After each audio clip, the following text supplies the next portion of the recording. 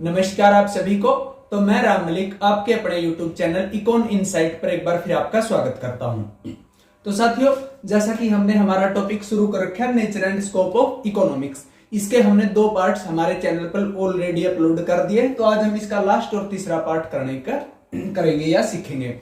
ठीक है, तो कल वाले पार्ट में हमने किया था नेचर ऑफ इकोनॉमिक्स। तो आज के पार्ट में हम बात करेंगे स्कोप ऑफ इकोनॉमिक्स। स्कोप की बात करेंगे आज हमने पहले डिस्कस की थी कि बेसिकली स्कोप के अंदर हम क्या चीज पढ़ेंगे। स्कोप के अंदर बेसिकली 2 चीजें हमें पढ़नी होती है। पहली पढ़नी होती है हमें विषय सामग्री, या जिसको बोलते हैं हम सब्जेक्ट मैटर। ठीक है, और जो दूसरी चीज इसके अंदर बेसिकली हमें पढ़नी होती है वो क्या पढ़नी होती है, वो भाई इसकी लिमिटेशंस क्या क्या है या क्या है, इसकी सीमाएं क्या है, कि जो चीज इसके अंदर हम नहीं पढ़ पाते, सीमाएं।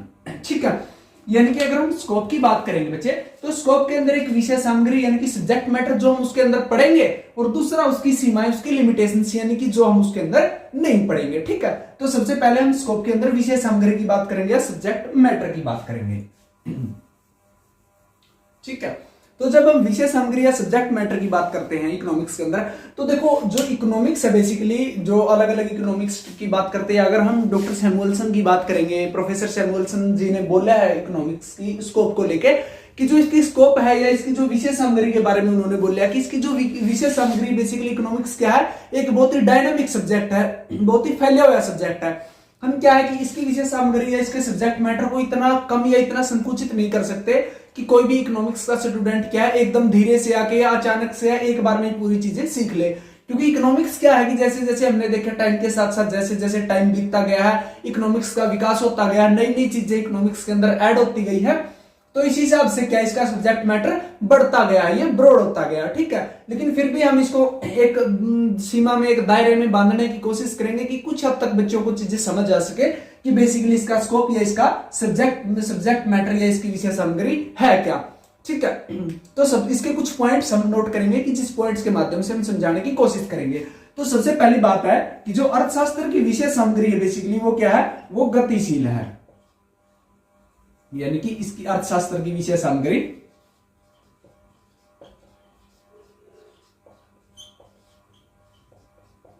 गतिशील है। ठीक है, अब गतिशील है का मीन्स क्या है, ये देखो हमने पढ़ा था, हमने अलग अलग इकोनॉमिक्स के हिसाब से इकोनॉमिक्स को अलग अलग उन्होंने डिफाइन किया था, तो वो चीज हमने पढ़ी थी, हमने पीछे वाले लेक्चर में बात की थी। तो यही बात है कि जो इकोनॉमिक्स की विषय सामग्री या सब्जेक्ट मैटर वो गतिशील यानी कि वो डायनामिक है, वो टाइम टू टाइम चेंज होता रहता है। जैसे स्टार्टिंग में जब अरस्तु थे यानी कि दर्शन शास्त्र के अंदर जब हम अरस्तु की बात करते तो अरस्तु ने भी इकोनॉमिक्स के बारे में बात की थी। उन्होंने इकोनॉमिक्स के बारे में बताया था कि इकोनॉमिक्स बेसिकली क्या है, एक गृह प्रबंध के बारे में, या सिर्फ हम जो घर के लिए जो घर की मैनेजमेंट से रिलेटेड बातें करते हैं वही क्या, वही इकोनॉमिक्स है। उसके बाद एडम स्मिथ साहब आए। एडम स्मिथ साहब ने क्या कह दिया कि राष्ट्रों के धन की प्रकृति और कारणों की खोज ही क्या है, इकोनॉमिक्स है। उसके बाद डॉक्टर मार्शल आए। मार्शल ने क्या कह दिया कि भौतिक कल्याण से रिलेटेड कर दिया कि भौतिक कल्याण से रिलेटेड जब हम स्टडी करते हैं तो वही इकोनॉमिक्स है। उसके बाद रॉबिन्सन साहब आए। उन्होंने क्या कह दिया, उन्होंने दुर्लभता संबंधी चयन की बात कर दी कि रिसोर्सेज स्केर्स है और वांट्स अनलिमिटेड है, तो उसके लिए हमें क्या करना पड़ता है, हमें चयन करना पड़ता है, तो वही क्या, वही इकोनॉमिक्स है। उसके बाद डॉक्टर सैमुअल्सन या जो ग्रोथ ओरिएंटेड डेफिनेशन आई, जिसके अंदर हमने क्या पढ़ने की बात की बेसिकली, यानी कि जो ग्रोथ से रिलेटेड मुद्दे हैं, तो वही क्या, वही इकोनॉमिक्स है। इसके साथ साथ जैसे जैसे टाइम टू टाइम जैसे जैसे क्या होता रहा, मतलब नई नई चीजें बढ़ती रही, हमें नई नई चीजों का पता होता रहा, तो उसी हिसाब से क्या होता रहा, इकोनॉमिक्स का विकास होता रहा है। जैसे अगर हम एट ए प्रेजेंट की बात करते हैं, तो जब हम सस्टेनेबल डेवलपमेंट की बात करते हैं, यानी कि अब हमने क्या कर दिया, अब हमने इकोनॉमिक्स के अंदर क्या कर दिया, इन्वायरमेंट को भी मिलाने की कोशिश कर दी, पर्यावरण को भी साथ साथ में हमने स्टडी करने की कोशिश कर दी। तो इसलिए हम ये कह सकते हैं कि जो इसकी स्कोप है या जो इसकी विषय सामग्री बेसिकली इकोनॉमिक्स की वो क्या है, वो गतिशील है या वो डायनामिक है, यानी कि वो क्या है, वो टाइम टू टाइम चेंज होती रहती है। ये किस वजह से होती रहती है, इसका सबसे मेन रीजन वो हमने कल भी पढ़ा था, आवश्यकता साधन दुविधा की वजह से। यानी कि जो ये गतिशील है ये क्यों है, क्योंकि आवश्यकता साधन दुविधा। ठीक है, इसको हम क्या बोलते हैं, हम इसको वांट्स मींस डायलेमा भी बोलते हैं कि जो हमारी क्या, जो हमारी वांट्स है और जो हमारी आवश्यकता है, आवश्यकता और हमारी जो साधन के अंदर बेसिकली क्या है, उनके अंदर दुविधा, उनके अंदर डायलेमा बना हुआ है। यानी कि हमारी आवश्यकताएं तो, हमारी वांट्स तो बहुत ज्यादा है, लेकिन साधन बहुत कम है, जिसकी वजह से हमें क्या करना पड़ता है, जिसकी वजह से हमें दुर्लभता क्रिएट हो जाती है और हमें चयन करना पड़ता है, हमें चुनाव करना पड़ता है। तो इसीलिए इसकी सामग्री गतिशील है। हमें डायग्राम की हेल्प से इसको अच्छे से समझने की कोशिश करेंगे। अगर वो डायग्राम आपको अच्छे से समझ आ गया तो क्या हो जाएगा, आप चीजों को काफी अच्छे तरीके से मतलब सीख पाओगे या एलैबोरेट कर पाओगे चीजों को, ठीक है। तो सबसे पहले हमने क्या पढ़ा था कि सबसे पहले क्या है कि जो हमारी आवश्यकताएं बेसिकली अगर हम बात करें तो हमारी क्या है, असीमित आवश्यकताएं हैं, असीमित आवश्यकताएं, ठीक है। जो हमारी असीमित आवश्यकताएं हैं, तो असीमित आवश्यकताओं की वजह से क्या होता है, एक तो हमें चयन की दुविधा होती है, चयन की दुविधा होती है।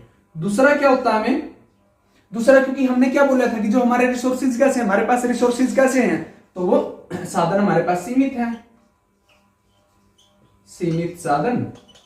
और उन सीमित साधनों का भी क्या है, उनके क्या है, उनके वैकल्पिक प्रयोग है या उनके अल्टरनेटिव यूजेस हैं, वैकल्पिक प्रयोग है, ठीक है। हमारी असीमित आवश्यकताएं हैं, सीमित संसाधन जिसकी वजह से चयन की दुविधा होती है। तो चयन की दुविधा की वजह से फिर हमारे सामने क्या होता है, हमारे सामने आर्थिक समस्या उभर के आती है, आर्थिक समस्या की। इस आर्थिक समस्या के अंदर हम क्या करते हैं, बेसिकली आर्थिक क्रियाएं करते हैं। भाई आर्थिक समस्या तो है, लेकिन उसके बाद भी हमें क्या करना पड़ता है, हमें आर्थिक क्रियाएं भी करनी पड़ती हैं, ठीक है। ये जो हमारी आर्थिक क्रियाएं हैं बेसिकली, यानी कि आर्थिक क्रियाएं क्या होगी, जैसे हमने क्या किया, जैसे हमने किया उत्पादन किया, भाई उत्पादन करना क्या है, आर्थिक क्रियाएं है। अब जो हमने उत्पादन किया था, इस उत्पादन का हम क्या करेंगे, या तो हम इसको निवेश कर देंगे या हम इसका क्या कर लेंगे, उपभोग कर लेंगे, ठीक है। तो जो हमने निवेश किया था बेसिकली, यानी कि जो हमने पहले अगर हम उपभोग कर लेते हैं, उपभोग करने से हमारा क्या हो जाएगा, हमारी आवश्यकताओं की संतुष्टि हो जाएगी,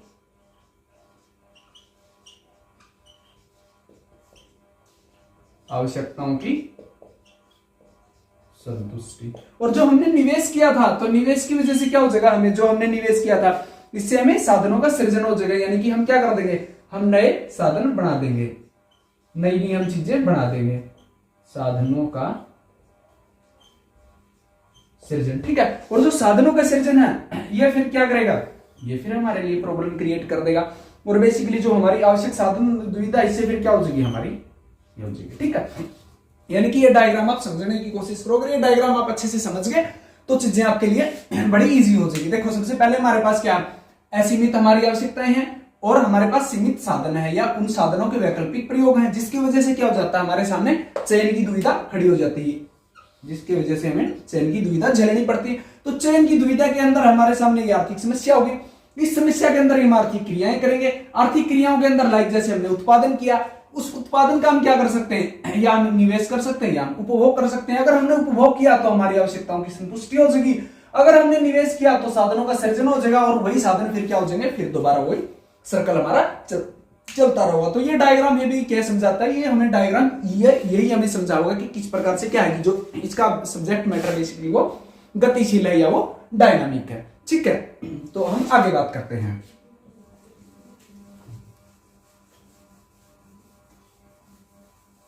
तो अब हम इसके स्कोप की बात करते हैं, यानी कि इसके अंदर और हम किस किस चीज की स्टडी करेंगे। अब जब देखो, जब हमने बात कर ली तो अलग अलग हम क्या करते हैं, अलग अलग इकोनॉमिक एक्टिविटी करते हैं हम, जैसे उत्पादन है, हमारा उपभोग है, हमारा विनिमय है, तो ये सब चीजें हम अलग अलग एक्टिविटी करते हैं। तो इन्हीं अलग अलग एक्टिविटीज को करने के लिए हमने क्या कर दिया, हमने इकोनॉमिक्स को 2 टाइप में बांट दिया है।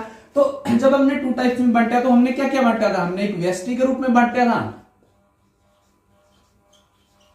व्यष्टि अर्थशास्त्र एवं समष्टि अर्थशास्त्र,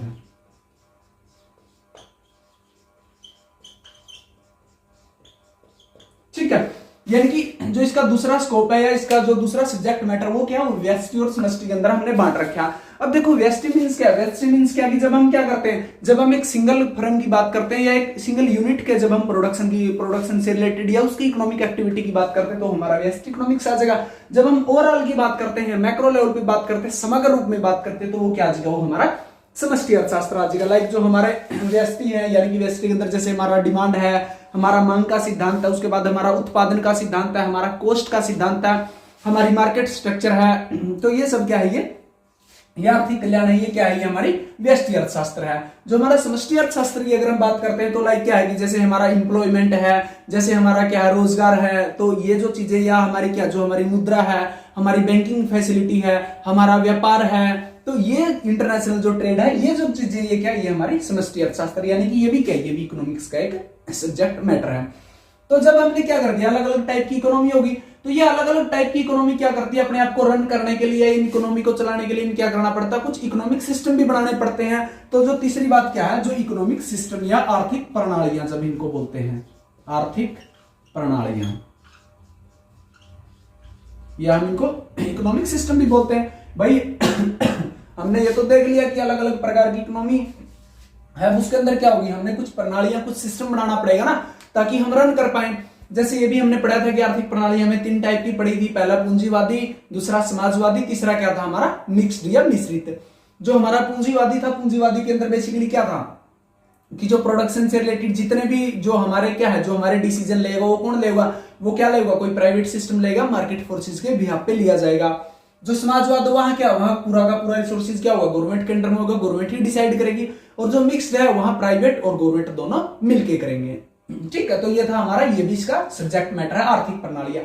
जब हमने आर्थिक प्रणालियां भी देख ली भाई, अलग अलग आर्थिक प्रणालियां, अलग अलग लोगों ने डिसीजन ले लिया, तो जब इन आर्थिक प्रणालियों के अंदर डिसीजन लिया तो उस डिसीजन की वजह से भी तो कुछ खराबियां आएंगी ना। ऐसा तो है नहीं कि सारी चीजें अच्छी अच्छी होती रहेंगी या सारी चीजें बढ़िया बढ़िया होती रहेंगी, तो कुछ खराबियां भी आएंगी। तो उन खराबियों की दूर करने के लिए या उन चीजों से बाहर निकलने के लिए हमें क्या करना पड़ेगा, कुछ आर्थिक नीतियां भी बनानी पड़ेगी। तो उसका भी हम क्या करेंगे, इसके अंदर स्टडी करेंगे, आर्थिक नीतियां। जैसे क्या है, किसी भी कंट्री के अंदर जैसे जो हमें फिस्कल पॉलिसी, राजकोषीय नीति बनानी पड़ेगी, हमें मौद्रिक नीति बनानी पड़ेगी। जो हमारा बेसिकली जो हमारा RBI, central bank of India, वो क्या, वो देखता है कि क्या है, इन्फ्लेशन रेट क्या चल रही है, डिफ्लेशन का क्या चल रहा है। तो इस सिनेरियो के हिसाब से वो क्या करता है, वो जो अपनी मॉनेटरी पॉलिसी उसके अंदर चेंज करने की कोशिश करता है। उसी प्रकार गवर्नमेंट क्या करती है, गवर्नमेंट अपनी राजकोषीय या फिस्कल पॉलिसी बनाती है। इसी प्रकार क्या होती है हमारे, जैसे हमारे प्लानिंग कमीशन होता था हमारे, जो क्या करता था, आर्थिक नियोजन का काम करता था, आर्थिक जो हमें क्या करता था, 5 ईयर प्लान हमें बना के देता था। तो ये सब चीजें भी क्या है, ये भी इकोनॉमिक्स का क्या सब्जेक्ट मैटर, आर्थिक नीतियां भी। तो आर्थिक नीतियों के बाद क्या आता है, आर्थिक नीतियों के बाद आता है इकोनोमेट्रिक्स या अर्थनीति। अर्थनीति बेसिकली, अर्थनीति या इकोनोमेट्रिक्स के अंदर क्या होता है, इकोनोमेट्रिक्स बेसिकली क्या है, अर्थशास्त्र की गणितीय शाखा, यानी कि अर्थशास्त्र के अंदर जब हम गणित से रिलेटेड बात करते हैं या मैथमेटिकल टूल की बात करते हैं, तो वो क्या है, वो हम इकोनोमेट्रिक्स के अंदर या अर्थनीति के अंदर करते हैं बेसिकली। तो इसके अंदर बेसिकली क्या है, इसके अंदर भी हम क्या करते हैं, इसके अंदर हम विश्लेषण ही करते हैं, मैथमेटिकल फॉर्म में क्या करते हैं, चीजों का विश्लेषण करते हैं। तो ये भी क्या हमारा इकोनॉमिक्स का स्कोप है। उसके बाद जो हमारी बात आती है अप्लाइड इकोनॉमिक्स, या अप्लाइड इकोनॉमिक्स को हम बोलते हैं व्यवहारिक अर्थशास्त्र है, व्यवहारिक अर्थशास्त्र। ठीक है, यानी कि अप्लाइड इकोनॉमिक्स। अब क्या था, अब से पहले क्या था, जब हमने बात की कि टाइम टू टाइम इकोनॉमिक्स बहुत ज्यादा चेंज होती रही है। पहले हम इकोनॉमिक्स के अंदर सिर्फ थ्योरेटिकल पोर्शन पे ध्यान देते थे, लेकिन आज क्या, आज हम अप्लाइड इकोनॉमिक्स का भी बहुत ज्यादा ध्यान देने लगे। जैसे हम पढ़ते हैं पर्यावरणीय इकोनॉमिक्स या एग्रीकल्चर या कृषि इकोनॉमिक्स, इसके अलावा जो हमारी इंडस्ट्रियल इकोनॉमिक्स है, जो इस टाइप की जो इकोनॉमिक्स है बेसिकली, इनको हम कैसी इकोनॉमिक्स बोलते हैं, इनको व्यवहारिक अर्थशास्त्र या हम इनको अप्लाइड इकोनॉमिक्स बोलते हैं। तो ये सब क्या बेसिकली, ये सब इकोनॉमिक्स का स्कोप है या इकोनॉमिक्स का सब्जेक्ट मैटर। इन चीजों की हम क्या करते हैं, इकोनॉमिक्स के अंदर बेसिकली स्टडी करते हैं। ठीक है, तो अभी हम इसके दूसरे पार्ट की बात करते हैं। ये पहला पार्ट था कि हम किस किस चीज की स्टडी करते हैं। अब दूसरी पार्ट की बात करेंगे हम, जिसके अंदर हमने क्या बात की थी, हमने बात की थी हम इसकी सीमाओं की बात करेंगे। इसकी सीमाएं क्या है, बेसिकली कहां ये रुक जाता है या कहां तक ये जा पाता है, किन चीजों को ये आगे नहीं देख पाता, ये इसकी कमियां हैं, ये इसकी कमजोरियां या इसकी सीमाएं हैं।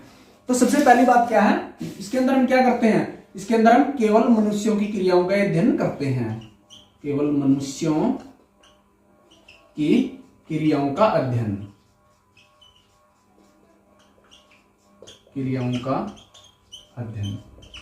यानी कि हम क्या करते हैं इकोनॉमिक्स के अंदर, केवल मनुष्यों की क्रियाओं का अध्ययन करते हैं। इसके अलावा क्या है, ना तो हम किसी निर्जीव चीजों को, लाइक जो हमारे पेड़ पौधे हैं उन चीजों को हम सॉरी जो हमारे क्या है, जो हमारे निर्जीव चीजें उनको, और जो हमारी सजीव चीजें जैसे हमारे एनिमल्स हैं, जो हमारे पेड़ पौधे, उन चीजों को हम क्या नहीं करते, उन चीजों को हम बिल्कुल भी लेके चलते ही नहीं। तो इसलिए क्या, हम सिर्फ ये इसकी क्या है, ये अपने आप में इसकी सीमा है, ये इसकी लिमिटेशन है कि भाई ये सिर्फ मनुष्यों के ऊपर ही काम करेगा ये हमारा शास्त्र, बाकी अदर चीजों के ऊपर ये हमारा शास्त्र काम नहीं करेगा।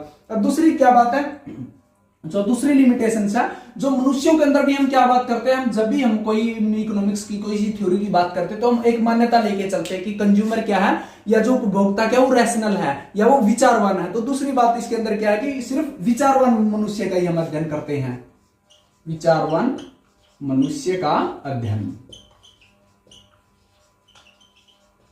यानी कि हमने मनुष्यों के अंदर भी क्या नहीं करते, सभी तरह के मनुष्यों की स्टडी नहीं करते, सिर्फ जो हमारे विचारवान, जो रैशनल है, जो सोच समझ सकते हैं, जिनकी समझ है कि हाँ भाई अगर प्राइस कम हो गया तो चीजें कम ही खरीदनी है और प्राइस कम हो गया तो चीजें ज्यादा ही खरीदनी है, यानी कि जो रैशनल है या विचारवान है उन्हीं लोगों का हम क्या करते हैं इसके अंदर अध्ययन करते हैं, बाकी को हम छोड़ देते हैं, बाकी को हम एक्सेप्शन मतलब इकोनॉमिक्स के अंदर हम कंसीडर ही नहीं करते। तो ये भी क्या इसकी अपने आप में सीमा है। ठीक है, तीसरी बात क्या है, जो तीसरी बात इसके अंदर क्या है कि ये क्या है, ये मान्यताओं पर आधारित है,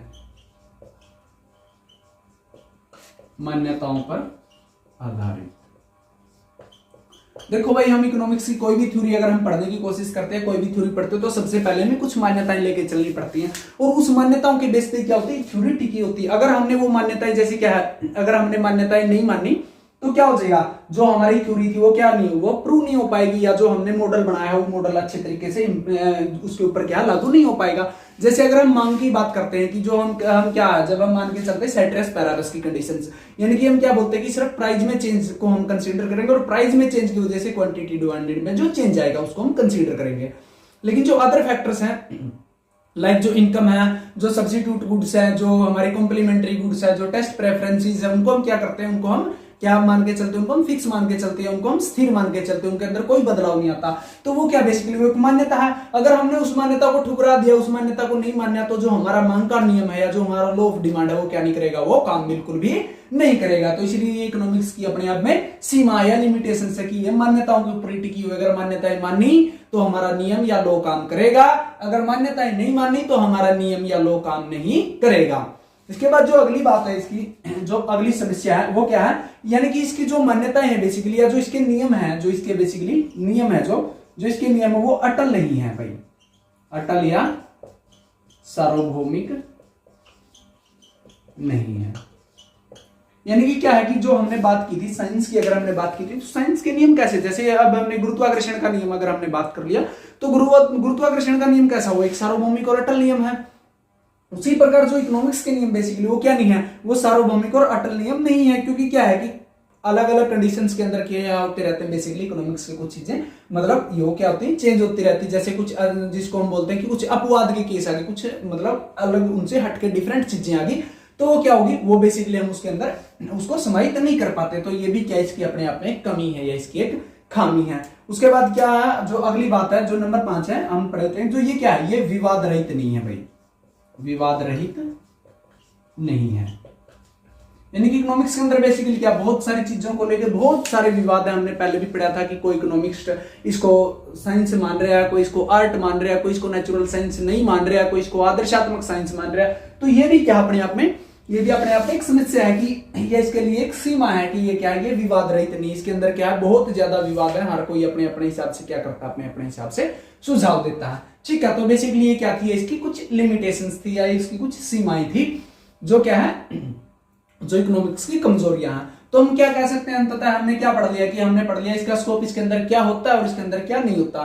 तो हम निष्कर्ष रूप में कह सकते हैं कि अर्थशास्त्र क्या, बेसिकली अर्थशास्त्र एक सामाजिक विज्ञान और कला भी है, जो एक व्यक्ति तथा समाज की सभी आर्थिक समस्याओं का वैज्ञानिक विधि द्वारा विश्लेषण करता है तथा उनके समाधान के लिए प्रयत्नशील रहता है। यानी कि हमने आज कंप्लीट, आज चीजों को, ये हमारा टॉपिक क्या कर दिया, आज हमने कंप्लीट कर दिया। हमने इकोनॉमिक्स के टाइम टू टाइम जो चेंज हुआ वो भी पढ़ा, उसके बाद हमने इकोनॉमिक्स का नेचर पढ़ा कि इकोनॉमिक्स क्या है, एक सोशल साइंस है, सोशल साइंस के अंदर क्या हो, एक रियल साइंस भी, एक आदर्शात्मक साइंस भी, उसके साथ साथ क्या वो कला भी है। और उसके बाद हमने क्या किया, उसके बाद हमने स्कोप पढ़ा कि इसके अंदर क्या बेसिकली किस किस चीजों की स्टडी की जाती है और किस किस, उसके बाद हमने स्कोप के अंदर उसकी सीमाएं पढ़ी है, उसकी लिमिटेशंस पढ़ी कि किस किस चीजों की हम उसके अंदर स्टडी नहीं करते। ठीक है, तो बेसिकली आज हमारा क्या हो जाता है, आज ये हमारा टॉपिक कंप्लीट हो जाता है। तो आशा है कि ये कंप्लीट टॉपिक जो हमारे 3 लेक्चर्स के अंदर हमने ये कंप्लीट किया, तो आप इनको तीनों लेक्चरों को अच्छे से देखो और चीजें आपको अच्छे से समझ आएगी। अगर फिर भी कोई डाउट है तो नीचे डिस्क्रिप्शन के अंदर हमारे टेलीग्राम, जो हमारा टेलीग्राम के ऊपर चैनल है और जो ग्रुप है उसका क्या है, लिंक हम पिन कर देंगे, उसके अंदर उसको लिंक को हम जोड़ देंगे, तो आप हमारे टेलीग्राम लिंक से हमारे टेलीग्राम ग्रुप को ज्वाइन कर सकते हो। अगर आपको कोई डाउट है तो आप क्या कर सकते हो, अपनी क्वेरीज वहां सोल्व करवा सकते हो। तो इसी के साथ उम्मीद है कि आज का लेक्चर आपको पसंद आया होगा। तो मिलते हैं नेक्स्ट वीडियो में, तब तक के लिए पढ़ते रहिए, सीखते रहिए। धन्यवाद।